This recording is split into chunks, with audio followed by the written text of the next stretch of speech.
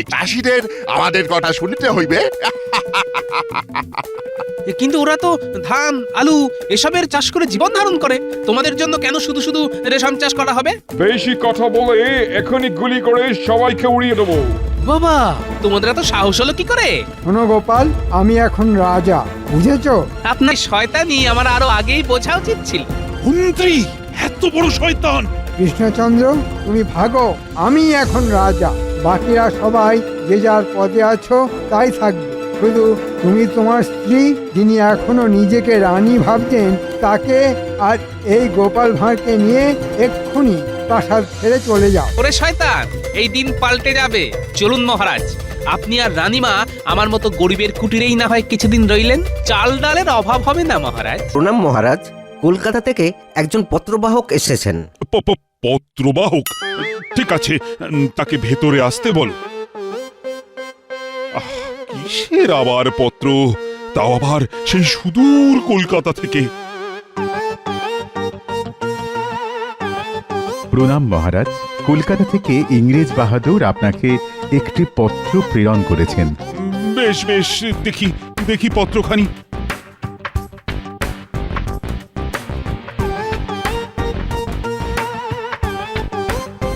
বেশ, তুমি আসতে পারো।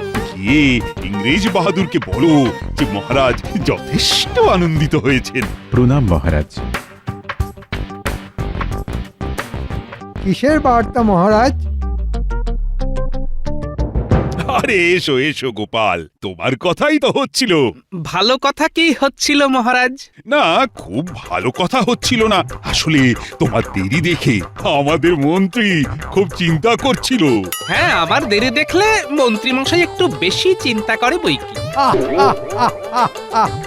চিন্তা তো করতেই হবে, তুমি রোজ দেরি করো। তা আজকে কি কারণে দেরি হলো শুনি? আসলে রাজসভায় আসার পথে এক ময়রার দোকানের সামনে দাঁড়িয়ে পড়লাম। আমাদের বিখ্যাত সরভাজা সেখানে তৈরি হচ্ছে। জিভে জল চলে এলো, তাই একটু দেরি হলো। বাহ, চমৎকার। এদিকে রাজসভা শুরু হয়েছে আর গোপাল ওদিকে সর ভাজা খাচ্ছে। যাই হোক যাই হোক, এখন সভার সকলকে আমার জানানো প্রয়োজন যে একটি পত্রে আমাকে জানানো হয়েছে যে বিলেত থেকে একজন ইংরেজ প্রধান এবং তার দুই সঙ্গী পরশুদিন কৃষ্ণনগরে আসছেন। সে কি মহারাজ, ইংরেজরা সব ছেড়ে এখন কৃষ্ণনগরে আসছেন? এতে কিন্তু আমাদের সম্মানিত বোধ করাই উচিত বলে মনে হচ্ছে। মহারাজ, উদ্দেশ্য কিছু জানানো হয়েছে কি? উদ্দেশ্য বাণিজ্য, তবে আমার মনে হচ্ছে যদি আমাদের সাথে তাদের বাণিজ্য চুক্তি হয় তাহলে সেটা কৃষ্ণনগরেরই লাভ। অবশ্যই কোনো বশ্যতা স্বীকার না করে। সে তো নিশ্চয়ই। যদি ওরা বাণিজ্য করে তাহলে একটা গোপন চুক্তি করে কিছু কামিয়ে নেওয়া যাবে বলে মনে হচ্ছে। তবে ওরা এখন আমাদের অতিথি হবে, তাই ওদের সম্মানের সাথে আমাদের বরণ করেও নিতে হবে। ঠিক বলেছেন মহারাজ, আমরা ওদের বরণ করব। তুমি কিছু বলতে পারবে গোপাল? মানে কি দিয়ে ওদের বরণ করা উচিত? মহারাজ, আমার মনে হয় কৃষ্ণনগরে যা কিছু বিখ্যাত তাই দিয়েই ওদের বরণ করা উচিত। যেমন ধরুন কাঠের পুতুল আর আমাদের ওই সরভাজা। ভালোই বলেছ তো গোপাল। ক্ষমা করবেন মহারাজ, কিন্তু গোপাল যা বলল তা একেবারেই ছোট ছেলের মন ভোলানোর কথা। কিরকম কিরকম? মহারাজ, ওরা তো কেউ শিশু নয়। কাঠের পুতুল নিয়ে ওরা কি করবে? আর গোপাল এখন সর ভাজা খেয়ে এসেছে, তাই সবার আগে ওর সর ভাজার কথাই মনে হচ্ছে। সে কি মন্ত্রী মশাইয়ের বুঝি এইরকম মনে হচ্ছে? কাঠের পুতুল কিন্তু ওরা বাড়িতেও সাজিয়ে রাখতে পারে। আর সরভাজা এখানের সত্যি বিখ্যাত, স্বয়ং নবাব প্রশংসা করেছেন। কিন্তু এটা কোনোভাবেই সম্ভব নয়।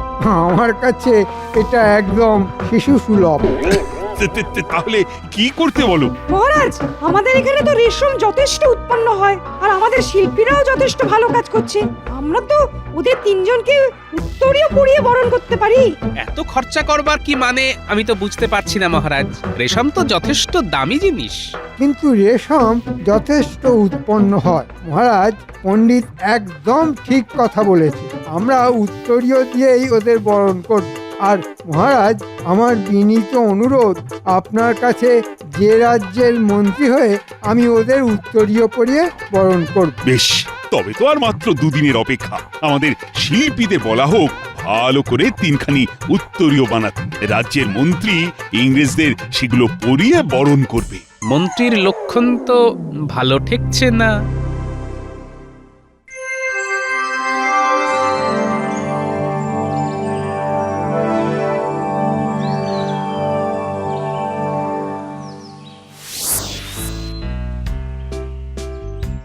মহারাজ, ইংরেজরা আজই আসতে চলেছে আমাদের রাজসভায়। খবর পেয়েছি তাঁবু গেড়েছে আমাদের রাজ্যের এক প্রান্তে। তাহলে তো আজই আসবে। মহারাজ, উত্তরীয়গুলো দেখুন। আমি দেখাচ্ছি। দেখেছেন মহারাজ আমাদের শিল্পীদের কাজ? বাহ বাহ বাহ, চমৎকার চমৎকার। সবাই তো আর শিল্পের কদর বোঝে না, কি আর করা যাবে। শিল্প ভালোই, তবে রাজকোষ থেকে অনেক মোহর খরচ হলো। এখন বিলেত থেকে আসা ইংরেজ এই শিল্পের কদর বুঝতে পারলেই হয়। তোমার আসলে ভালো কিছু সহ্য হয় না, এটা আমি খুব ভালো করেই জানি। মন্ত্রী গোপালও নিজের মত জানিয়েছে, ভুল তো কিছু বলেনি, আর খরচাও তো যথেষ্ট হয়েছে। আর আমার এই রাজসভার সবাই নিজের মতামত জানাতে পারে, এটা তুমি কিন্তু ভুলে যেও না মন্ত্রী। ক্ষমা করবেন মহারাজ। প্রণাম মহারাজ। তিনজন সাহেবের আসার কথা ছিল, তারা এসে গেছেন। শীঘ্র তাদের নিয়ে এসো।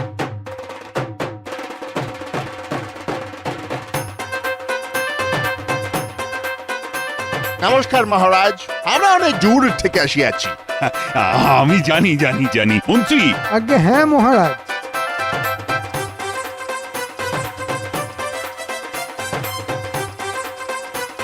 আদিক্ষেতা, এখানে আমি প্রধান আছি, আর এরা দুজন আমার অ্যাসিস্ট্যান্ট। আপনারা আসাতে আমি অত্যন্ত সম্মানিত বোধ করছি। আপনারা আমাদের অতিথিশালায় থাকুন কিছুদিন, আপনাদের যত্নের কোনো ত্রুটি হবে না। ও নো নো, ভেরি সরি। আমরা তাবু মানে টেন্টে আছি। আমরা এই জায়গা ঘুরিয়ে দেখিতে চাই। ও, তাহলে আপনারা ঘুরতে এসেছেন? নো, আমরা ঘুরিব, দেখিব। যদি বাণিজ্য করিবার হয় তাহা হইলে বাণিজ্য করিব। এতে আপনাদের উপকার হইবে। ইয়েস, কিছু করিবার না থাকিলে চলিয়া যাইতে হইবে। না না না না, এখানে বাণিজ্য করলে বা কিছু উৎপাদন করলে আমার প্রজারা যদি লাভবান হয় তবে তো ভালোই হয়। ভালো বলে ভালো, এদের সাথেই আমার নাড়া বাঁধতে হবে। এদের তো দেখছি বন্দুকও আছে, এরা অনেক শক্তিশালী। আমাদের রাজা তো তলোয়ার চালাতেও জানে না, যেটুকু জানে তা হলো সেনাপতি, সেও এমন কিছু নয়। সাহেবদের উদ্দেশ্যে আমি একটি কবিতা লিখেছি মহারাজ। বলো বলো সভাকবি।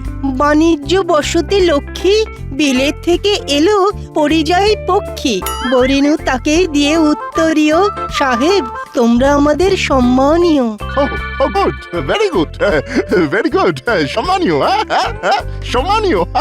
Very good, very good. Okay okay, আমাদের এখন চলিয়া যাইতে হবে তাঁবুতে। তারপর আমরা ঘুরিয়া দেখিব। এদের ওই বন্দুকের সাহায্যেই রাজাকে সিংহাসন থেকে উৎখাত করব। এদের সাথে আরো বন্ধুত্ব গাঢ় করতে হবে। চলুন সাহেব, আপনাদের ছেড়ে দিয়ে আসছি। মহারাজ, অনুমতি দিন। নিশ্চয়ই অনুমতি আছে মন্ত্রী।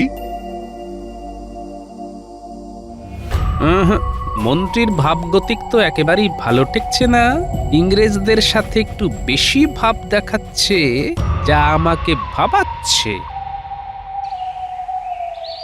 মন্ত্রী, তোমরা আমাদের খুব সম্মান জানাইয়াছ। আমরা খুব খুশি হইয়াছি। Yes, we are pleased. সমাজের এই উত্তরীয় খুব সুন্দর। ওহ, বিউটিফুল, ওয়ান্ডারফুল। আমরা এত সুন্দর রেশমের কাজ করিতে পারে না। ওয়ান্ডারফুল। আমরা তো নীল চাষ করি আমাদের অন্য জায়গার চাষিদের দিয়ে। সাহেব বাহাদুর, সে তো আমি জানি, কিন্তু আমরা রেশম চাষ করাইনি কোনোদিন। তো এবারে করাবেন। আমরা এখানে বাণিজ্য করিতে আসিয়াছি। এখান থেকে এরকম রেশম চাষ করে বেলেটে পাঠালে অনেক বেশি দামে বিক্রি করিতে পারিব। তাতে আমাদের অনেক লাভ হইবে। নিশ্চয়, আমি মন্ত্রী, সেটাই চাই। কিন্তু মহারাজ মনে হয় রাজি হবে না। কেন? ওয়াই, সে রাজি হইবে না কেন? ও তো কথার কথা। কথার কথা হোয়াট? এখানে প্রজারা ধান আলু চাষ করে, তারা শুনবে কেন? তারা রেশম চাষ করতে সেভাবে রাজি হবে না। যতটুকু দরকার ততটুকুই করে। মাই গড, এখন উপায়? উপায় তো আমি করে দেব, আপনাদের চিন্তার কোনো কারণ নেই। তবে তবে কোন কন্ডিশন? আমাকে রাজা করতে হবে, আমি সব ব্যবস্থা করে দেব। এটা কি করে সম্ভব? কোনো ব্যাপার না, রাজাকে এখন শুধু একটু চমকে দিতে হবে, তাহলেই রাজা গদি ছেড়ে পালাবে আর আমি রাজা হয়ে যাব। চমকে দেব? But how? আপনাদের বন্দুক আছে, আমাদের রাজার কাছে কিছুই নেই। আপনারা কাল রাজসভা চলাকালীন প্রাসাদের বাইরে দাঁড়িয়ে আকাশে গুলি চালাবেন, সেই আওয়াজে সবাই বেরিয়ে আসবে, তখন শুধু ভয় দেখাবেন আর রাজা পালিয়ে যাব? Oh my god, it's so easy. Okay, no problem. তোমার রাজা পালিয়ে যাক, তুমি রাজা হও। বাট আমাদের বিজনেস শেষ কথা। ওকে? সেটা না হলে তুমিও আর রাজা থাকিতে পারিবে না। নিশ্চয় আমি আমার কথা রাখবো, আপনারা আপনাদের কাজ করুন, সব হবে। তাহলে কাল সকালে ইয়েস। সাহেবরা মনে হয় কাল সারা দিন ঘুরে বেরিয়েছে। হ্যাঁ মহারাজ, সেটাই খবর পেয়েছি। ওদের আমাদের এই জায়গা খুব পছন্দ হয়েছে। ভালো কথা। এখন ওরা কি চায় সেটা কিন্তু পুরোপুরি বুঝতে হবে। আমি তো ওদের তাঁবু অবধি পৌঁছে দিয়ে এলাম, ওদের উত্তরীয় ভীষণ পছন্দ হয়েছে, বিশেষ করে আমাদের এখানের শিল্পীদের হাতের কাজ। বাহ বাহ বাহ বাহ। ওদের অবশ্য কাঠের পুতুল দিলেও খুব পছন্দ হতো।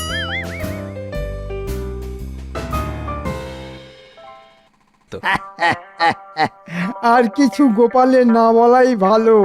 আমাদের সংস্কৃতি যেখানে আমরা সারা বিশ্বে তুলে ধরতে চাই, সেখানে গোপাল রেশমের সংস্কৃতি ওদের কাছে না যাওয়াই ভালো মহারাজ।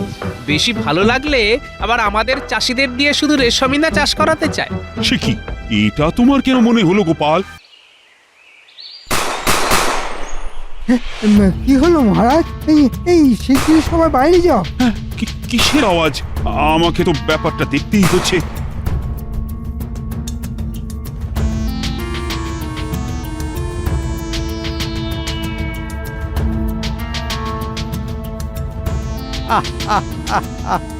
এবার আমি রাজা।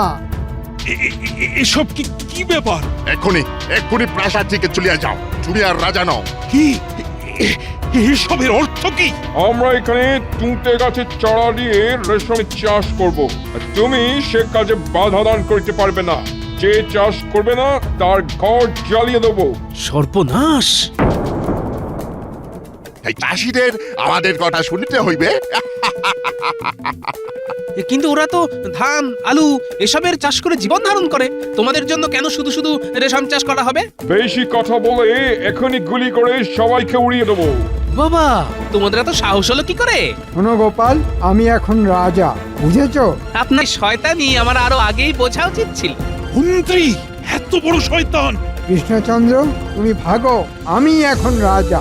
বাকিরা সবাই যে যার পদে আছো তাই থাকবে, শুধু তুমি তোমার স্ত্রী, যিনি এখনো নিজেকে রানী ভাবছেন, তাকে আর এই গোপাল ভাঁড়কে নিয়ে এক্ষুনি প্রাসাদ ছেড়ে চলে যাও। ওরে শয়তান, এই দিন পাল্টে যাবে। চলুন মহারাজ, আপনি আর রানীমা আমার মতো গরিবের কুটিরেই না হয় কিছুদিন রইলেন, চাল ডালের অভাব হবে না মহারাজ। আমার দয়ার শরীর, তাই তোমাদের প্রাণে মারলাম না। আমাদের হাতে বেশি সময় নেই, চলো নতুন রাজা। এখনই সব চাষিদের বলিতে হইবে যে ধান গাছ আলু গাছ আর যা যা সব আছে সব কাটিয়া ফেলিতে হইবে, ওইখানে তুতের চারা বসাইতে হইবে। ইয়েস, তুতে, নাহলে তোমার টুটি টিবিয়া মারিয়া ফেলিব। নিশ্চয় নিশ্চয়।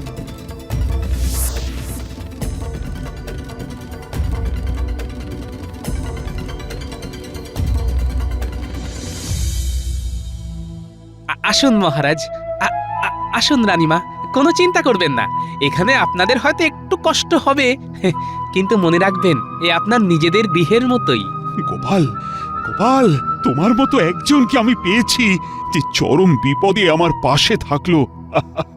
এরপর কি আর কোনো কষ্ট থাকতে পারে? হ্যাঁ গোপাল, আজ তুমি না থাকলে আমরা কোথায় যেতাম বলো? কেউ তো আমাদের পাশে দাঁড়ানোর মতো সাহস শক্তি পেল না। তবে মহারাজ, আমি এখনো মনে করি যারা প্রকৃত আপনার মিত্র তারা নিশ্চয়ই আপনার সাথে এসে দেখা করবে। চলুন রানীমা, চলুন মহারাজ, আপনারা এখন একটু বিশ্রাম করুন, অনেক ধকল গেছে। হ্যাঁ, বেশ, বিশ্রাম করছি, তবে মনে বড় অশান্তি থাকলো, কারণ আমার রাজ্যের প্রজাদের আজ যে বড়ই দুর্দিন। তারা যে কি করবে আমি এখনো বুঝে উঠতে পারছি না। এই মুহূর্তে তারা নিশ্চয়ই বিদ্রোহ করবে। সাহেবরা হয়তো কয়েকজনের ঘরবাড়ি জ্বালিয়ে দেবে। কি সর্বনাশ! ও গোপাল, গোপাল, প্রজাদের বাঁচানোর উপায় কি? বুদ্ধি করে এগোতে হবে। তবে চিন্তা করবেন না মহারাজ, আমি যখন আছি একটা কিছু উপায় আমি বার করবই।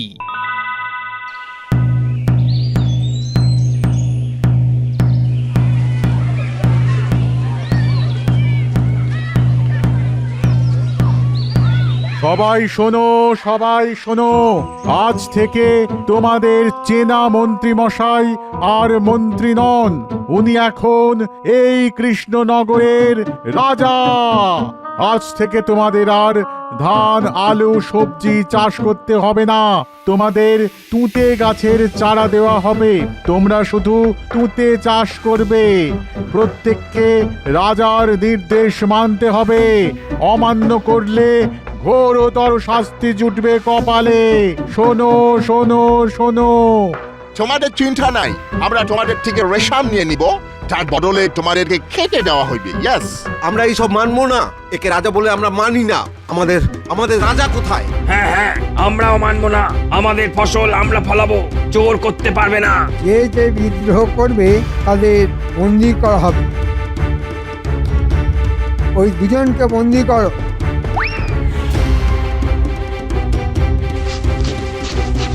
তোমরা এবার বুঝিতে পারিতেছ যে বিদ্রোহ করিয়া কোনো লাভ হইবে না। হ্যাঁ, এই বন্দি দুজনকে নিয়ে চলো কারাগারে। আর তোমাদের সবাইকে ভালো কথা বলছি যে সাহেবদের কথা শোনো, না হলে সবাই বন্দি হবে।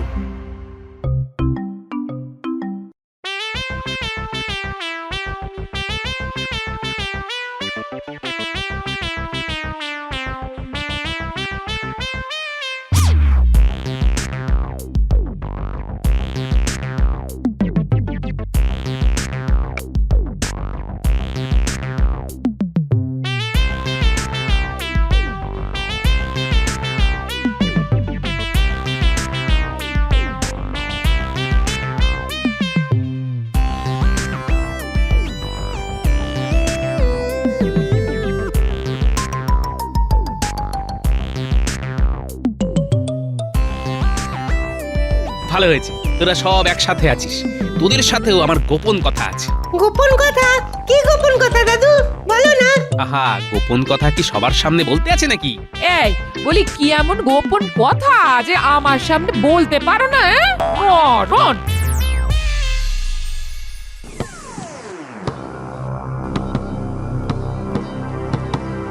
তাহলে তোমরা কি ঠিক করিলে? টুটে চাষ করিবে নাকি নাকি মরিবে?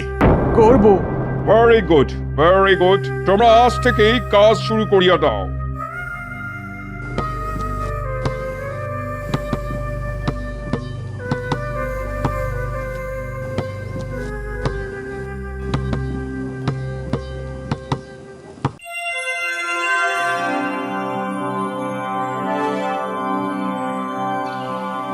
ফাইন, হ্যাঁ, চমৎকার টুটে গাছ বড় হইয়াছে।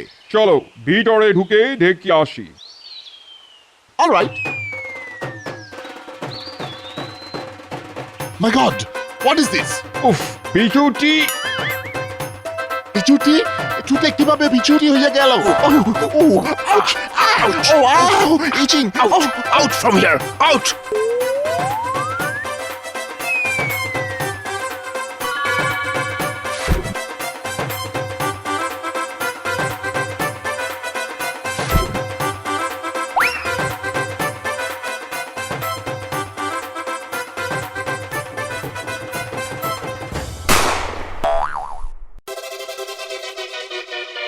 দেখি গোপাল, হাতে বন্দুক। মন্ত্রী মশাই, আর যে কিছু করার নেই, সব সাহেবরা বন্দী হয়েছে, তাদের দড়ি দিয়ে বাঁধা হয়েছে। আপনি খোনার রাজা মন্ত্রী কিছুই নও, আমাদের মহারাজ রাজা কৃষ্ণচন্দ্র। সর্বনাশ, ওরে বাবা! ড্যাফলা, উল্টে, এক্ষুনি এসে এটার হাত বেঁধে ফেল।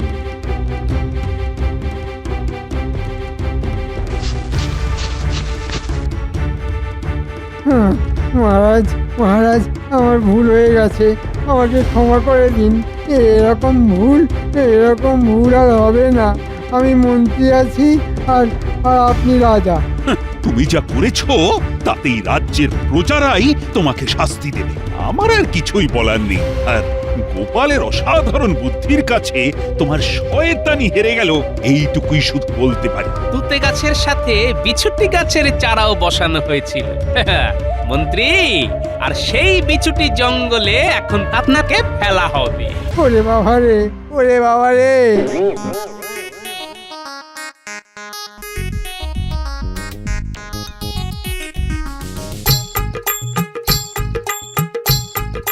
আমাদের বন্দি করার ফল এবার বোঝ মন্ত্রী। আমাকে আমাকে ছেড়ে দাও, আমাকে ছেড়ে দাও। ওরে বাবা রে, চলে গেলাম, কি চুল কাটছে রে বাবা! আরে বাঁচাও, কি আছো, বাঁচাও, বাঁচাও! মন্ত্রীকে একদম দূর সমুদ্রের কাছে মোহনায় ছেড়ে দিয়ে এসো, যাতে এরা আর কোনোদিন কৃষ্ণনগরে আসতে না পারে। হ্যাঁ বাবু, এক্ষুনি নিয়ে ছেড়ে দিয়ে আসছি।